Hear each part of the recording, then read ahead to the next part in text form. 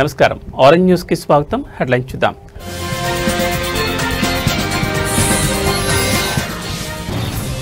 తెలంగాణ డ్వాక్రా మహిళలకు good news RTC బస్సుల కొరతను అధిగమించేందుకు కొత్త ప్రణాళిక సిద్ధం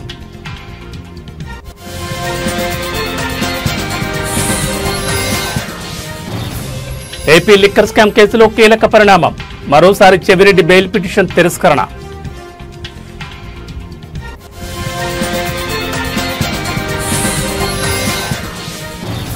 నేపాల్లో రాజకీయ అస్థిరతతో అల్లర్లు జైళ్ల నుంచి 7,000 మంది ఖైదీలు పరార్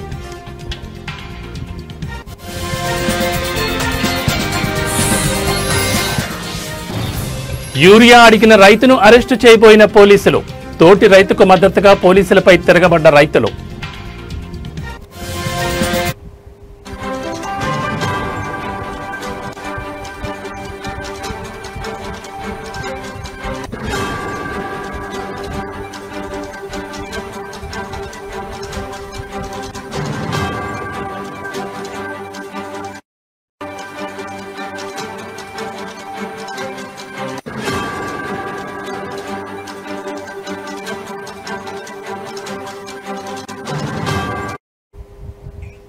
బులెటిన్లో బ్రేకింగ్ న్యూస్ చూస్తున్నాం. తెలంగాణ ప్రభుత్వం ఆర్టీసీ బస్సుల కొరతను అధిగమించడానికి అలాగే మహిళా స్వయం సహాయక సంఘాలకు ఆర్థిక స్థిరత్వం కల్పించడానికి ఒక వినూత్న ప్రణాళికను సిద్ధం చేసింది.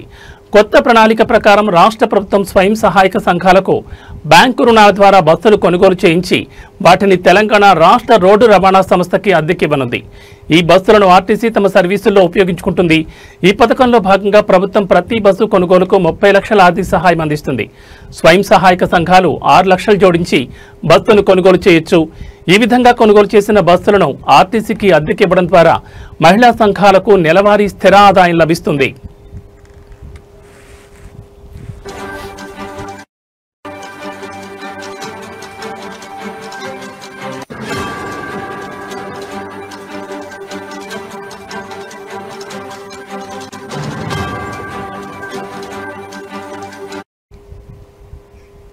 ఈ ప్రణాళిక వల్ల 2 ప్రధాన ప్రయోజనాలున్నాయి.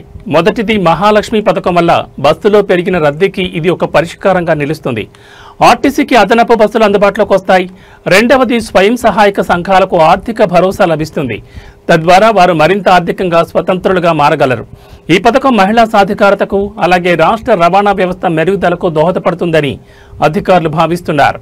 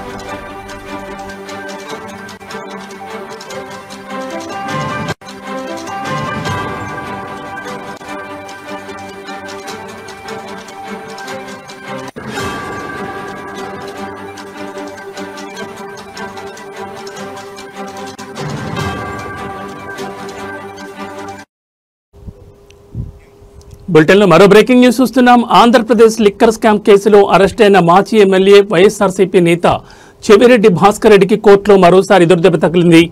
ఆయన దాఖలు చేసిన బెయిల్ పిటిషన్ను విజయవాడ ఏసీబీ ప్రత్యేక కోర్టు నిన్న తిరస్కరించింది. ఈ కేసులో చెవిరెడ్డి పాత్ర కీలకమైందని, బెయిల్ మంజూరు చేస్తే దర్యాప్తుపై ప్రభావం చూపుతుందని ప్రభుత్వ న్యాయవాది వాదనలు వినిపించడంతో కోర్టు ఆ వాదనలను పరిగణలోకి తీసుకుంది. గత వారం ఇరు వర్గాల వాదనలు విన్న న్యాయస్థానం నిన్న సాయంత్రం తుది తీర్పును వెలువరించింది. ప్రాసిక్యూషన్ వాదనలను పరిశీలించిన న్యాయాధికారి భాస్కర్ రావు ఈ దశలో బెయిల్ మంజూరు చేయడం దర్యాప్తుపై ప్రభావం చూపుతుందని అభిప్రాయపడ్డారు.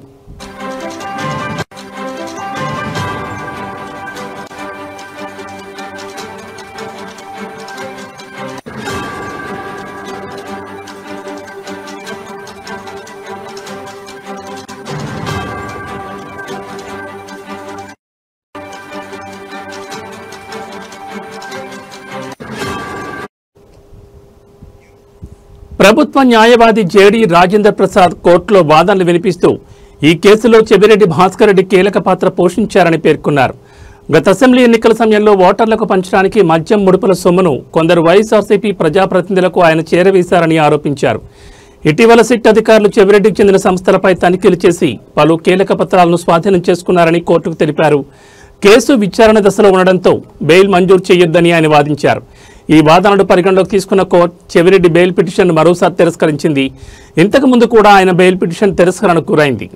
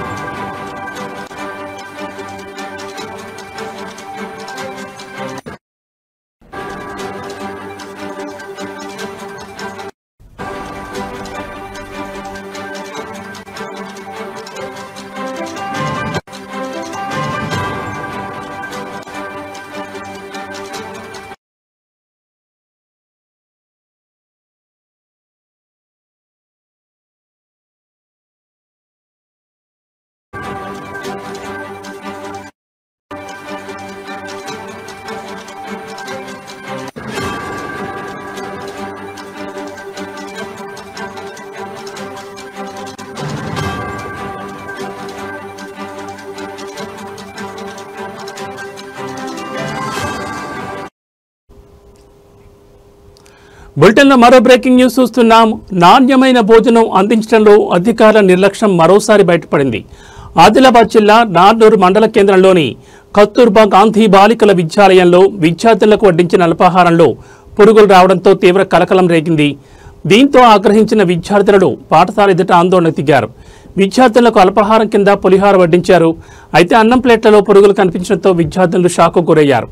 ఆ భోజనాన్ని తినేందుకు నిరాకరించి తరగతి గదులకు వెళ్లిపోయారు. విషయం తెలుసుకున్న పాఠశాల సిబ్బంది వెంటనే ప్రత్యామ్నాయంగా ఉప్మా తయారు చేయించారు. అయితే విద్యార్థులను మరోసారి షాకు గురిచేస్తూ ఆ ఉప్మాలోనూ పురుగులు కనిపించాయి.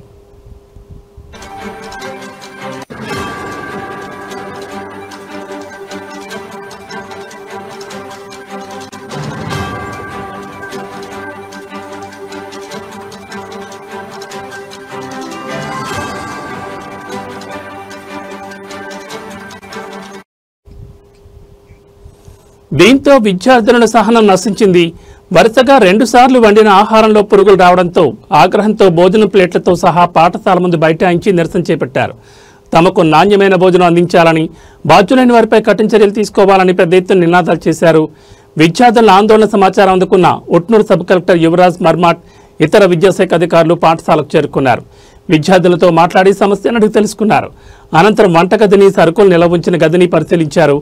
నిర్లక్ష్యంగా వ్యవహరించిన సిబ్బందిపై ఆగ్రహం వ్యక్తం చేశారు. ఈ ఘటనపై పూర్తిస్థాయి విచారణ జరిపి బాధ్యులపై కఠిన చర్యలు తీసుకుంటామని సబ్ కలెక్టర్ హామీ ఇచ్చారు.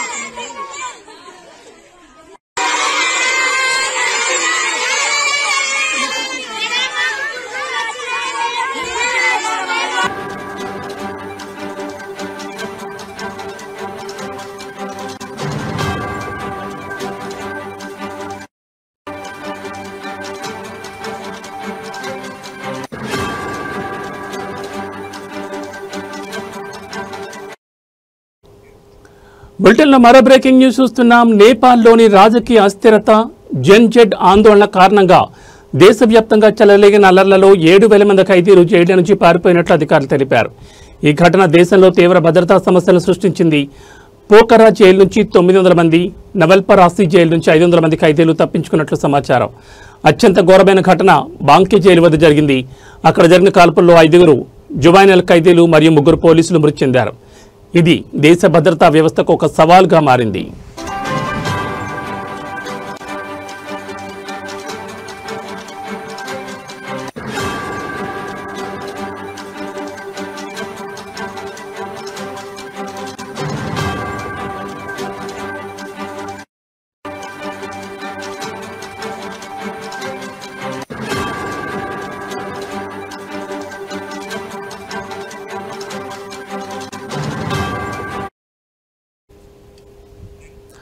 పారిపోయిన ఖైదీలలో కొందరు భారత సరిహద్దుల వైపు వెళుతున్నారనే అనుమానంతో భద్రతా దళాలు అప్రమత్తమయ్యాయి. ఈ క్రమంలో భారత సరిహద్దు దగ్గర 10 మంది ఖైదీలను పట్టుకున్నారు.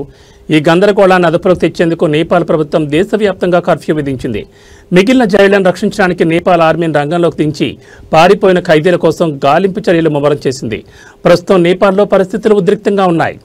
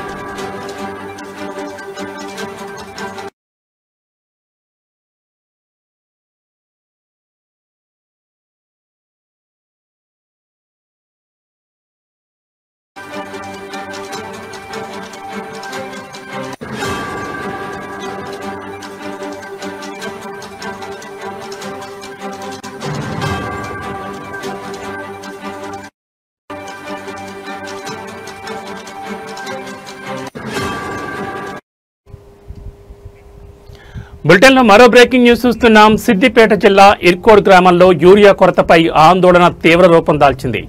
యూరియా కావాలని అడిగిన ఒక రైతును అరెస్ట్ చేయడానికి ప్రయత్నించగా తోటి రైతులు పోలీసులపై తిరగబడడంతో ఉద్రిక్తత నెలకొంది. జిల్లాలోని ఇర్కోడ్ గ్రామంలో రైతులు యూరియా కొరతతో తీవ్ర ఇబ్బందులు పడుతున్నారు. ఈ సమస్యపై ప్రభుత్వాన్ని నిలదీసిన ఒక రైతును పోలీసులు అరెస్ట్ చేయడానికి ప్రయత్నించారు. ఇది గమనించిన మిగతా రైతులు తమ తోటి రైతుకు మద్దతుగా ముందుకొచ్చారు. వారు పోలీసులను చుట్టుముట్టి అరెస్ట్ను అడ్డుకున్నారు. దీంతో పరిస్థితి ఉద్రిక్తంగా మారింది.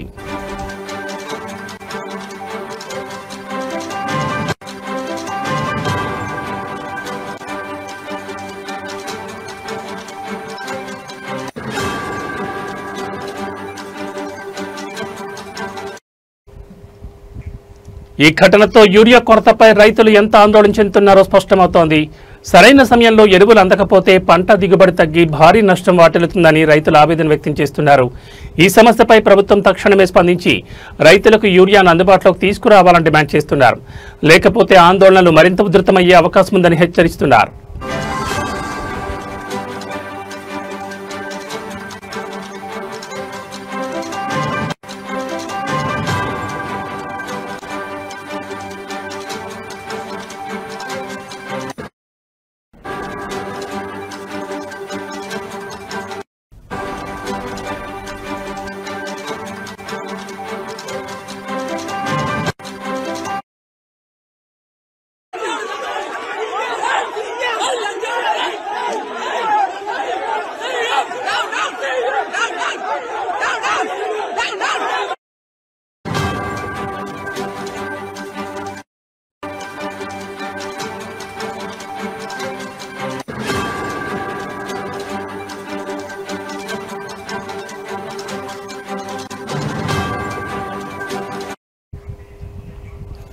బులెటిన్లో మరో బ్రేకింగ్ న్యూస్ చూస్తున్నాం. విజయవాడలోని న్యూ రాజరాజేశ్వరిపేటలో డయేరియా కలకలం సృష్టించింది.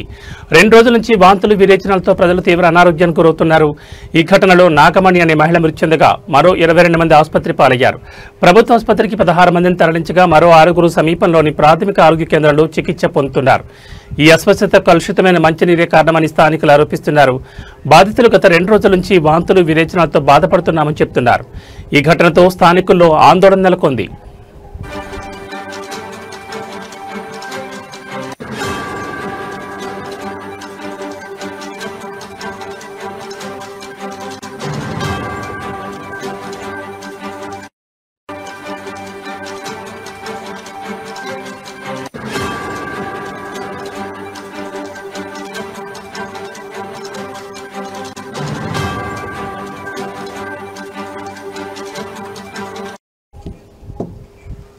ఈ సమస్యపై అధికారులు తక్షణమే స్పందించి తగు చర్యలు తీసుకోవాలని ప్రజలు కోరుతున్నారు.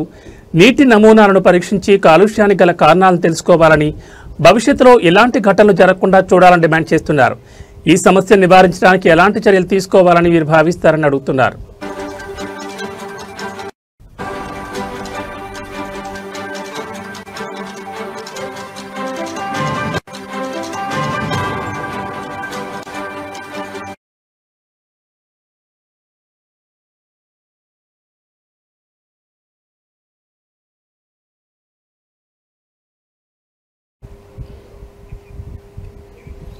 యువత విలువైన జీవితాన్ని పాడు చేసుకోవద్దని, గంజాయికి బానిసై భవిష్యత్తును అంధకారంలోకి పోనీయొద్దని కాజీపేట ఏసీపీ పింగిలి ప్రశాంత్ రెడ్డి తెలిపారు. కాజీపేట ఏసీపీ పరిధిలోని కమలాపూర్ పోలీస్ స్టేషన్లో ఏర్పాటు చేసిన మీడియా సమావేశంలో ఆయన మాట్లాడుతూ, గంజాయికి బానిసైన యువకుల కుటుంబాలు విషాదాలు అలుముకుంటున్నాయని, దయచేసి యువత గంజాయి జోలికి వెళ్లొద్దని సూచించారు.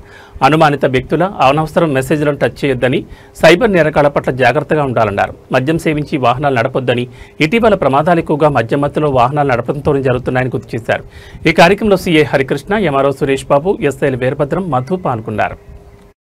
ఈరోజు సంయుక్తంగా ఒక విలేకరుల సమావేశం ఏర్పాటు చేయడం జరిగింది. ఈ సందర్భంగా ప్రజలందరికీ విజ్ఞప్తి, ఈ ప్రజల్లో అందరూ వస్తారు, ప్రజలు వస్తారు, ప్రజాప్రతినిధులు వస్తారు, విలేకరు మిత్రులు వస్తారు, అన్ని రంగాలకు సంబంధించిన వ్యక్తులు వస్తారు. అందరికీ నా యొక్క విజ్ఞప్తి, మన మండల ప్రజల్ని కొన్ని మహమ్మారుల నుండి మనం కాపాడుకోవాల్సిన అవసరం ఉంది. అందులో ముఖ్యంగా గంజాయి సేవనం, తర్వాత మత్తు ఇంజెక్షన్లు తీసుకోవడం. ఈ మధ్యకాలంలో మత్తు ఇంజెక్షన్లను మెడికల్ షాపులలో కొనుక్కొని ఇంజెక్షన్ల రూపకంగా తీసుకుంటూ ఒక నిషాను మత్తును కొంతమంది యువత అనుభవిస్తున్నారు. అదే రీతిన వేరే చోట్లకెళ్ళి గంజాయిని గ్రాములలో తెప్పించుకొని వాటిని ఎక్కడో రహస్య ప్రదేశాల్లో కూర్చొని 2-3 కలిసి ఆ యొక్క గంజాయిని సేవిస్తున్నారు. పిల్లలు, మీరందరూ నాకు తమ్ముళ్ళు, మీ అందరికీ విజ్ఞప్తి, గంజాయి మొదట్లో మంచిగా అనిపిస్తుంది, మత్తు అనిపిస్తుంది, 1-2 సార్లు తాగిన తర్వాత అది కావాలనిపిస్తుంది, అది లేకపోతే నిద్ర పట్టదు అనిపిస్తుంది. మొత్తం మన బాడీలో ఉన్న సెంట్రల్ నర్వస్ సిస్టమ్ మొత్తం కంప్లీట్గా దాసోహం అయిపోతుంది. మీ యవ్వనం, మీ యొక్క యూత్ఫుల్ డేసు, మీ యొక్క బ్రైట్ టైం మొత్తం ఒక గంజాయి సేవనం అనే దాంట్లో పడిపోయి పూర్తిగా మీ యొక్క జీవితం నాశనం అయిపోతుంది. మీ జీవితమే కాకుండా, మీ ఆరోగ్యమే కాకుండా, మీ కుటుంబం మొత్తం సర్వనాశనం అయిపోతుంది. ఎందుకంటే మీరు మత్తులో ఉంటారు, మీ మత్తులో ఉన్న మిమ్మల్ని చూస్తూ మీ అమ్మ నాన్న సైలెంట్గా ఏడుస్తుంటారు, మీ అక్కా చెల్లెలు చెప్పుకోలేకపోతుంటారు. ఒకవేళ మీరు పెళ్లి చేసుకుంటే మీ భార్యా పిల్లలు బజార్న పడతారు.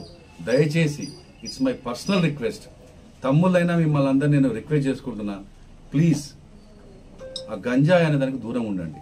ఆ గంజాయి ఎవడన్నా సప్లై చేస్తే కాస్త ఇన్ఫర్మేషన్ ఇవ్వండి. మీరు ఏ నంబర్ ఫోన్ చేసినా మంచిదే, మేము పట్టుకుంటాం. కాస్త ఒకటి దీంట్లో పట్టుదలతో ఉండండి, కొంచెం ధైర్యంగా ఉండండి, కొంచెం మనోధైర్యాన్ని ఉంచండి, కొంచెం ఆత్మవిశ్వాసంతో ఉండండి. ఈ ఒక్క విషయంలో మాత్రం 100% బలంగా ఉండాలని, మానసికంగా బలంగా ఉండాలని కోరుకుంటున్నాను.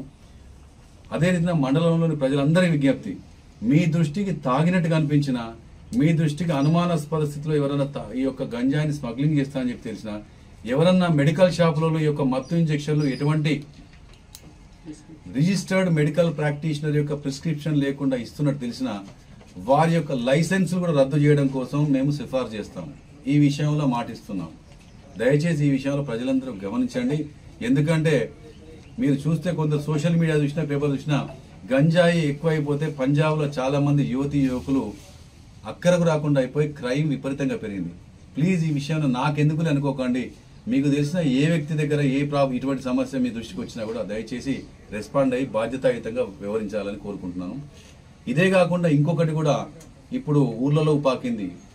సెల్ ఫోన్ ఉన్న ప్రతి ఒక్కరికి, బ్యాంక్ అకౌంట్ ఉన్న ప్రతి ఒక్కరికి ఎవరో ఫోన్ చేసేసి మీకు ఏదో రకమైన లాభం చేస్తామని చెప్పేసి, ఏదో కట్టుకథలు చెప్పేసి ఫోన్లలోనే మొత్తం మీకు లాభాలనేది విపరీతంగా చూపిస్తూ మీకు ఉద్యోగాలు ఇప్పిస్తామని, పార్ట్ టైం జాబ్లు ఇప్పిస్తామని చెప్పేసి, లేకపోతే మీ మీద కేసులైనాయని చెప్పేసి, మీ పిల్లలు ఎక్కడో చిక్కుకున్నారని చెప్పేసి, మీ యొక్క ఇన్సూరెన్స్ ల్యాప్స్ అయిందని చెప్పేసి, మీ బ్యాంకు ప్రాబ్లం వచ్చిందని చెప్పేసి, మేము ఫలానా బ్యాంకు నుండి మాట్లాడదాం, మీ ఓటీపీ నెంబర్ చెప్పండి అని చెప్పేసి ఏదో ఒక అక్షరాలు పంపించి దాన్ని నొక్కుమని చెప్పేసి, వాట్సాప్లో రకరకాల పెట్టుబడులు అని చెప్పేసి, బాగా పైసలు వస్తాయని చెప్పేసి, ఇన్వెస్ట్మెంట్స్ అని చెప్పి, షేర్లు అని చెప్పేసి, రకరకాల గుర్తు తెలియని వ్యక్తులు, గుర్తు తెలియని మెసేజ్లు, గుర్తు తెలియని ఆడియో కాల్లు, వీడియో కాల్ చేస్తూ మిమ్మల్ని మోసం చేసే పని చేస్తున్నారు.